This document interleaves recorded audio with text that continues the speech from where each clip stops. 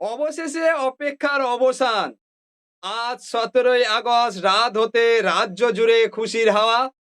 ইতিমধ্যে লক্ষ লক্ষ মহিলার মুখে ফুটে উঠেছে আনন্দের হাসি। কথা মতো আজ দুপুর গড়াতে ধাপে ধাপে হাজার হাজার মহিলার ব্যাংক অ্যাকাউন্টে জমা হতে শুরু করেছে অন্নপূর্ণা যোজনার ৩,০০০ টাকা। আপনার ফোনে কি বিকেল বা সন্ধ্যায় ব্যাংকের মেসেজ এলো, নাকি আবেদন করার পর আপনার নাম কেটে বাদ দেয়া হলো তালিকা থেকে? আজ সারাদিন টাকা ঢোকার পর ঠিক কি আপডেট সামনে এলো, আর কারা বাদ পড়লেন, আজকের এই ভিডিওতে জেনে নিন সমস্ত তথ্য প্রমাণ সহ। আজ ১৭ই আগস্ট, দিনভর অন্নপূর্ণা যোজনার টাকা দেয়া নিয়ে রাজ্য জুড়ে জোর চর্চা চলছে। দিন কয়েক আগে মাননীয় মুখ্যমন্ত্রী শুভেন্দু অধিকারী মহাশয় যে আশ্বাস দিয়েছিলেন, সেই মতো আজ ১৭ই আগস্ট থেকে আধার পেমেন্ট বা ডিবিটির মাধ্যমে যোগ্য মহিলাদের অ্যাকাউন্টে টাকা পাঠানো শুরু হয়ে গেছে। কিন্তু সারাদিন টাকা ঢোকার পর দেখা যাচ্ছে অনেকেই যেমন টাকা পেয়েছে, তেমনি অনেকে আবার ব্যাংকের মেসেজ পাননি। কারা আজ টাকা পেলেন, কাদের আবেদন যাচাইয়ের নামে ঝুলিয়ে রাখা হলো, আর কাদের আবেদন এক ঝটকায় বাতিল হলো, আজকের এই বিশেষ প্রতিবেদনে রইল তার পুঙ্খানুপুঙ্খ হিসাব। ভিডিওর মূল বিশ্লেষণের গভীরে যাওয়ার আগে আপনার কাছে একটি বিশেষ অনুরোধ। আপনি যদি সত্য ও সঠিক খবরের সন্ধানে থাকেন এবং আমাদের বাংলা আপডেট ইউটিউব চ্যানেলে নতুন হয়ে থাকেন, তবে এখনই নিচে লাল বা কালো রঙের সাবস্ক্রাইব বাটনে ক্লিক করে বেল আইকনটি অল করে দিন। আর যারা ফেসবুক থেকে আমাদের এই ভিডিওটি দেখছেন, তারা অবশ্যই পেজটি ফলো ও লাইক করে রাখুন। আপনাদের একটি লাইক এবং সাবস্ক্রিপশন আমাদের সত্য খবর সবার আগে আপনার কাছে পৌঁছে দিতে উৎসাহ যোগায়। তাই দেরি না করে এখনই সাবস্ক্রাইব ও ফলো করে আমাদের পরিবারের সদস্য হয়ে যান। আজ দুপুর 2টো থেকে বিকেল 5টার মধ্যে যাদের অ্যাকাউন্টে টাকা ঢুকেছে, তাদের তথ্য বিশ্লেষণ করে দেখা যাচ্ছে প্রশাসনিক নিয়মে একটি বড় সিদ্ধান্ত নেওয়া হয়েছিল। যে সমস্ত মহিলারা গত 10ই জুলাইয়ের মধ্যে অন্নপূর্ণা যোজনায় আবেদন করেছিলেন, তাদের ভেরিফিকেশন বা যাচাইয়ের কাজ সফলভাবে শেষ হয়েছিল। আর সেই 10ই জুলাই পর্যন্ত জমা পড়া যোগ্য আবেদনকারীদের ব্যাংক অ্যাকাউন্টে আজ সারাদিন ধরে ৩,০০০ টাকা ক্রেডিট হয়েছে। তবে আপনি যদি 10ই জুলাইয়ের পর ফর্ম জমা দিয়ে থাকেন, তবে ঠিক কি ঘটেছে আপনার আবেদনে, তা জানাচ্ছি পরবর্তী বিশ্লেষণে। আপনার আবেদন কি 10ই জুলাইয়ের পর জমা পড়েছিল, আর ঠিক সেই কারণে কি আজ আপনার ফোনে কোনো টাকা জমার মেসেজ আসেনি? তবে চিন্তা বা ভয় পাওয়ার কোনো কারণ নেই।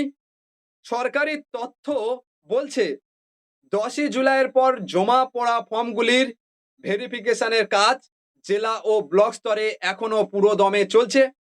এই কাজ পুরোপুরি শেষ না হওয়া কারণে আজ তাদের টাকা পাঠানো সম্ভব হয়নি।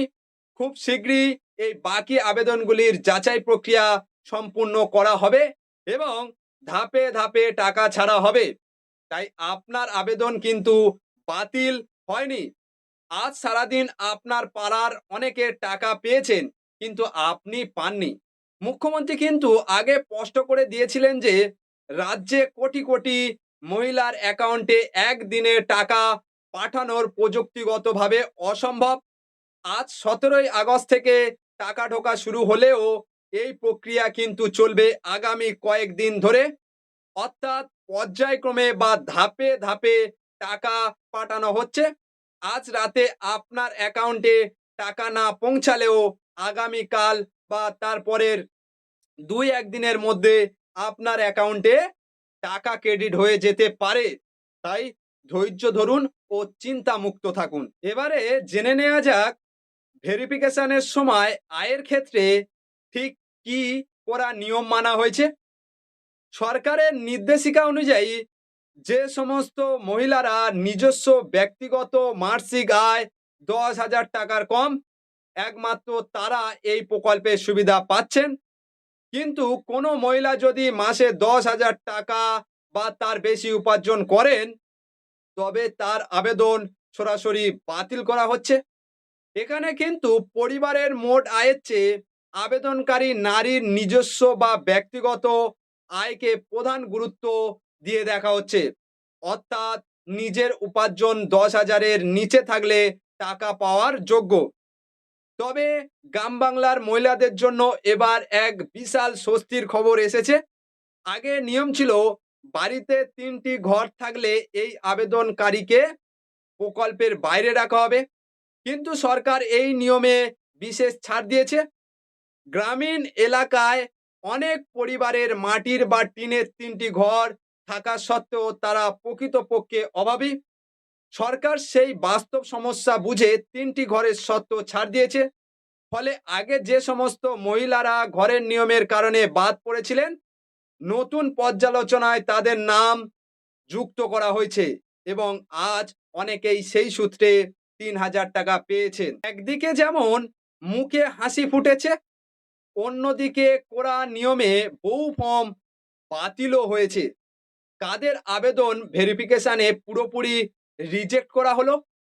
করা নির্দেশ অনুযায়ী আবেদনকারীর পরিবারের কোনো সদস্য যদি আয়কর বা ইনকাম ট্যাক্স দিয়ে থাকেন, তবে সেই মহিলা কোনো টাকা পাবেন না। দ্বিতীয়ত, পরিবারের কেউ যদি সরকারি চাকরি, পঞ্চায়েত, পৌরসভা বা সরকারি সাহায্যপ্রাপ্ত স্কুলের শিক্ষক বা শিক্ষিকা হন, তবে তাদের নামও কাটা গেছে। পাশাপাশি পরিবারের কেউ নিয়মিত সরকারি পেনশন পেলেও সেই আবেদনকারী সম্পূর্ণ অযোগ্য বলে গণ্য হয়েছেন। সব শর্ত ঠিক থাকা সত্ত্বেও আজ বহু মহিলার টাকা আটকে যাওয়ার প্রধান কারণ হলো ব্যাংকের ডিবিটি, ডাইরেক্ট বেনিফিট ট্রান্সফার বা আধার লিঙ্ক না থাকা। আপনারা স্ক্রিনে দেখছেন সরকার সম্পূর্ণ টাকা পাঠাচ্ছে আধার পেমেন্ট সিস্টেমের মাধ্যমে।